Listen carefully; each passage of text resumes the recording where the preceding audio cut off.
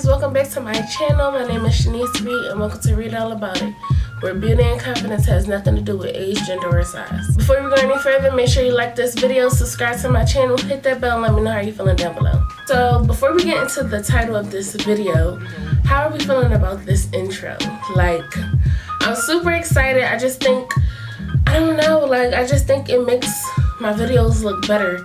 Like, it feels good, you know? So I feel like I'm really a YouTuber or whatever. But anyway, as you can read by the title, we're gonna be talking about how me and my ex-boyfriend broke up and how he was a fuckboy, period. So if y'all don't know, my ex-boyfriend was my first boyfriend ever in my life. Paul is my second boyfriend, so I only had two boyfriends in my life. So my ex-boyfriend, right, I'm not going to get into how we started talking and stuff because I do have a story time on that video or that topic of how we became a thing or whatever. Long story short, he became my boyfriend when I was going into college. So, you know me, like, I just was like, okay, that's my boyfriend. Boom, that's my boyfriend. That was my first boyfriend. I never had a boyfriend.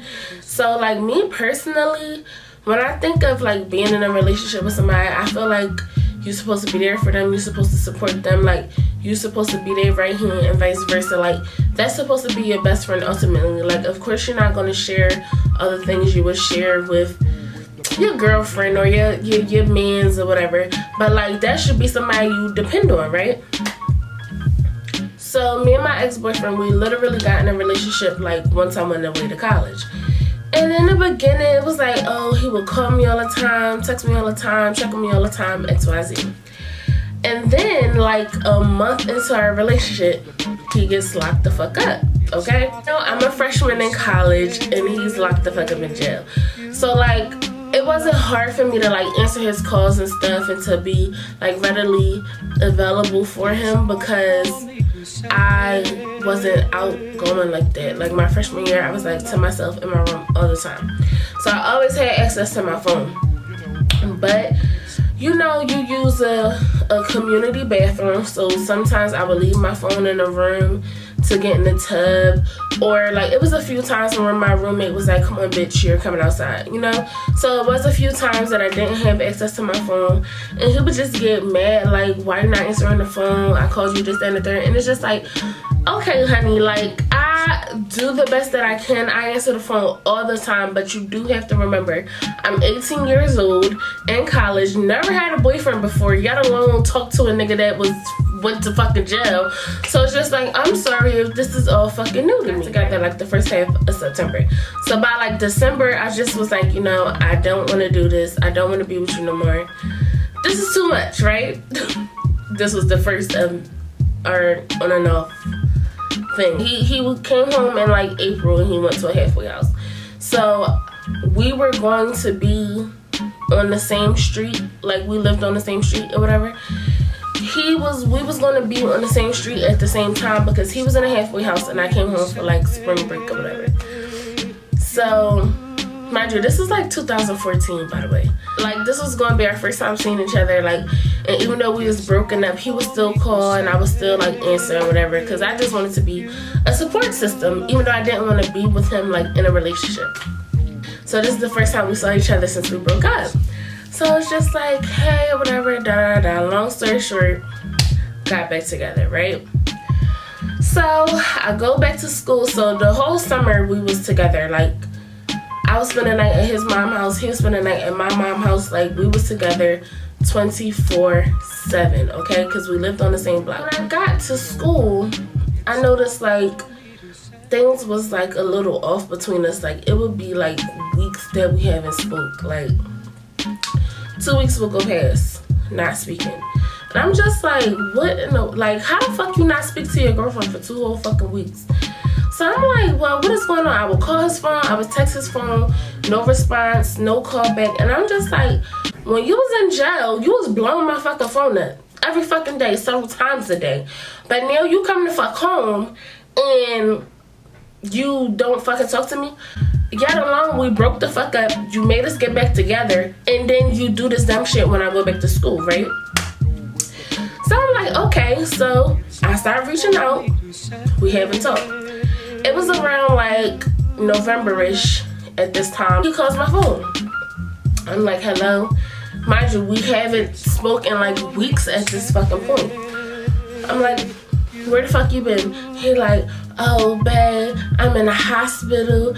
I was fighting. Somebody hit me with like a brick or something, or like a bomb or something. And my mouth gotta get wired shut. This, that, and the third. I'm like, oh, fuck no, I'm coming home. So at this point, I didn't even care about, like, you know, the lack of communication. My nigga in the hospital. I'm going to fuck home, right? He told me this on a Monday night. Tuesday night, I went to class and I fucking caught the butt. Let me tell you how long it took me to get the fuck home, right? Cause my brother, he was just like, I'm not about to keep picking you up every single time you want to come home, okay? I had to catch the fucking bus. I had to catch the train. And then I had to catch the trolley to my fucking house. It took me like 6 hours to get home. From fucking Delaware to Philly on public transportation, because like if the bus don't align with the train or the train don't align with the trolley, you gotta wait for that shit. So to catch all of those things plus wait time, it took me like 5 to 6 hours to get the fuck home. And if you know me, you know I do not do public transportation. I still don't know how to get around on public transportation in my neighborhood. Like, I don't get on public transportation. If I don't know how to fucking walk there, don't know how to catch either one or two buses that I do know how to take, I'm not going unless I got a fucking ride. So I emailed my professors, like, I got a family emergency, I can't make it to class, I will send you on my work. So I get the fuck to Philly. I'll call him like, what hospital you at? I'm about to come. Now mind you, like I said, I do not know how to catch public transportation at this fucking time, so I'm taking my cousin with me because she's more like public savvy than I am. Like, I don't do well in public settings that I do not know where the fuck I'm going. Bitch, this whole fucking time I left school on a Tuesday fucking night to go see my boyfriend. Do you know I went back to school on Sunday without seeing my fucking boyfriend? What? Yo, oh my fucking God. Like, every day that I was home, it was an excuse. So Tuesday I didn't go because like I got home too late. Wednesday, all right, babe, I'm gonna come up there and see you. He like, no, I'm about to be released. You don't have to come. I'm like, okay. Wednesday, he wasn't released. Thursday, I'm like, what's up? I'm about to come up there. He like, no, I'm about to get discharged today. Okay. Friday, I was just gonna fucking go, right? Called the fucking hospital. Instead of calling like directly to the room or whatever, I just called the hospital front desk and I was like, hey, did such and such get discharged? They was like, no, we can transfer you to the room. I'm like, okay, I got transferred to the room, and it was a girl that answered the phone. Now, mind you, I didn't really think nothing of it because he had like 32 sisters, but he also had a baby mom. Oh, I didn't even say that. He had a son. He had a baby mom. Long story short, a female answered the phone. They called his name. He was like, hello, hold on. The phone hung up, right? So this whole fucking time, I done left school, missed 3 fucking days of school to come see this fucking nigga that got beat the fuck up. And you fucking dodging me? I said, oh, fuck no. So I went home.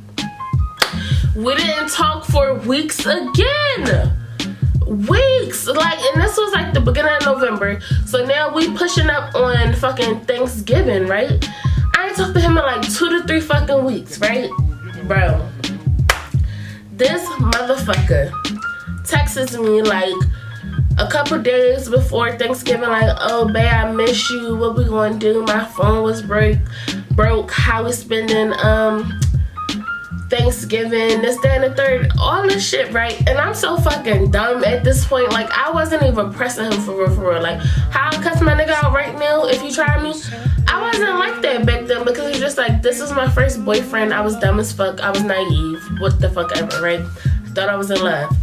So, I'm like, okay, I'm not even mentioning the fact how we didn't speak in fucking weeks. Now, at this point, we're conversing on Facebook Messenger because he said his phone did not work, right? Okay. So, I get home for Thanksgiving break. I'm calling his phone, texting his phone that he claimed was broke. Don't believe him. Texting him on Facebook Messenger, like, where you at, what we doing? Because the plan was that we was going to spend half the day with my family and half the day with his family. I'm calling him on Thanksgiving. Where you at? Where you at? We're supposed to meet up this, that, and the third. This motherfucker don't answer. Don't respond to my messages. The whole fucking Thanksgiving break, we did not see each other. Oh, bitch. Oh, fucking bitch. I was dumb as fuck. Like, now that I'm just saying this story aloud years later, I was fucking stupid. I gets back to school. Now he hits me up. Oh, babe, I'm sorry. I just didn't want you to see me like that because, like I said, he said he had to get his mouth wired shut because he got hit in the mouth with something or whatever. So he's like, I'm sorry. Like, I just didn't want you to see me like this. I'm embarrassed. Like, I didn't even get to eat. I was just around people not being able to, like, communicate, not eat. It was a terrible Thanksgiving, and I didn't want you around me like that. Okay. Ate that shit up. Mind you, I could have just cursed him the fuck out like, well, you could have said that, or why even make plans with me in the first fucking place if you knew your shit was going to be shut? Like, what was the fucking point? You knew your shit was going to be wired before we even discussed fucking Thanksgiving. Okay, whatever. I get over this shit. So I get over it, whatever. Okay, moving forward. Now, it's going on to like...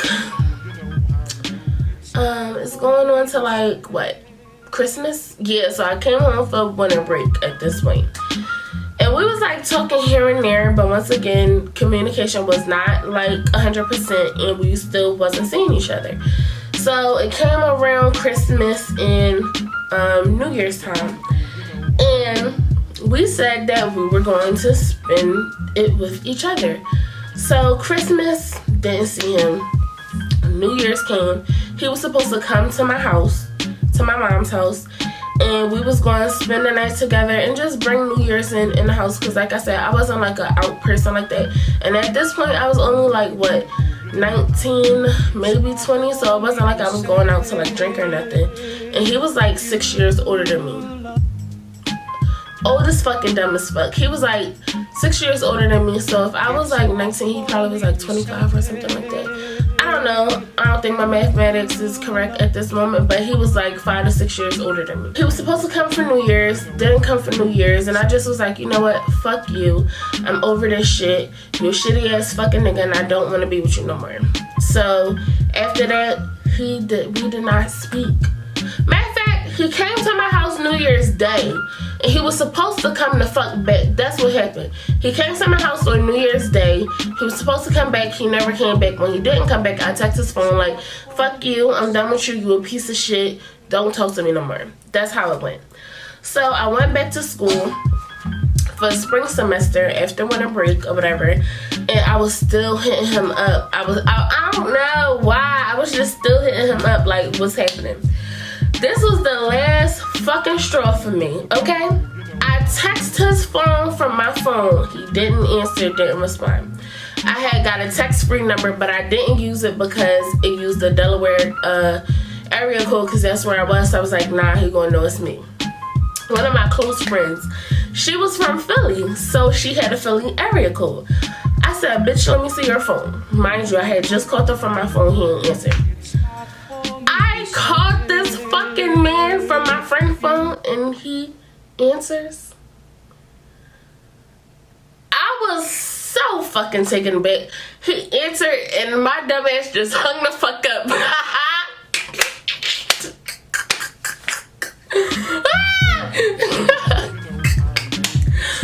He answered, and I hung the fuck up.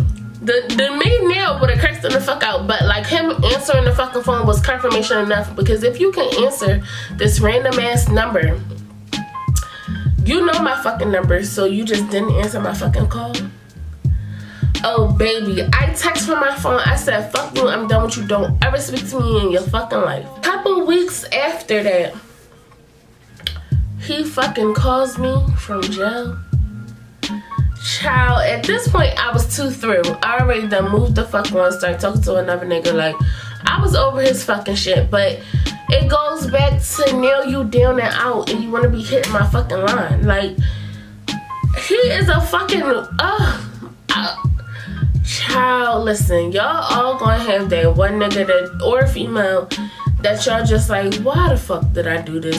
But that shit forced you to grow up, and it is a lesson. And it's just like, after that, once I really got over the shit, we was together overall for like a year and a half, and it was just like, I had to like end it. And it was just like, he would still like call my phone, and sometimes I would just answer to hear what the fuck his dumb ass had to say, because it really can't be anything in your head that you think you can say to me to make us cool, to make us friends, to make us get back in a relationship. Like, you gotta be fucking sick in the fucking head if you think you can go weeks and weeks and weeks without talking to your fucking girlfriend and then wanna call her when you down and out. Like, nigga, no. Because at this point, when he got locked the fuck back up, I was already done. I was already over it. When I called from my friend's phone and he answered, that was all I needed. So at this point, I was fucking done. And when he got locked the fuck up and he was calling me, I already had a new nigga. So I wasn't really even worried about the shit. So he would still be calling me like, oh, you got a boyfriend now. At this time, I didn't even have a boyfriend. I wasn't even talking to Paul. I was talking to somebody else. But he like, oh, you got a new nigga now? This how you treat me? No, I just don't fuck with you. Like, when you have me, you lost me, and then you want me back. Like, fuck out of here. Like, fuck be wrong with these niggas. Like, y'all be having bitches at your fucking beck and call. Is that how it go? Something like that. You be having them right there, like ready. Whenever you say go, they going. And y'all fuck that up and then want them back. No. Like, I got him blocked on every fucking thing. I got his family blocked on every fucking thing. We don't need to communicate. We don't need to talk. We don't need to be friends. We don't need to do anything. Like, fuck is wrong with him? Like, it's like, I was really dumb as fuck. That's the moral of this fucking story. Don't be me. Don't be the fuck me. Like, know your worth. Know when somebody is not worth your time, worth your effort, worth your energy. And when you should just move the fuck on and find somebody that really love you, care about you, and is giving the same energy that you're giving. Like, if you're not getting what you're giving, then that situation you should just remove yourself from, because at the end of the day, you're going to keep giving till your shit is empty. You're not going to have nobody to refill your cup. So, if you take anything from this fucking story, don't be a dumb dickhead like me and get you a nigga that's on your level and worth your time. Thank you for watching.